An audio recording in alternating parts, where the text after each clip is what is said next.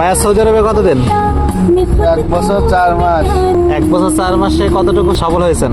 Zero zero zero. কেন zero কেন? দালাল ভরা সৌদি আরবে, সব জায়গায় দালাল। তার মানে আপনি বলতে চাচ্ছেন আপনি দালাল দ্বারা প্রতারিত হয়েছেন? জি স্যার। কত টাকা দিয়ে এসেছিলেন সৌদি আরবে? 5 লাখ। কি কাজ করেন আপনি? আমি ফুড ডেলিভারি কাজ করি। ফুড ডেলিভারি কোন কোম্পানিতে? Hungary station company. কত টাকা স্যালারি পান আপনি? কত রিয়াল পান? স্যালারি প্রায় 6,000 রিয়াল।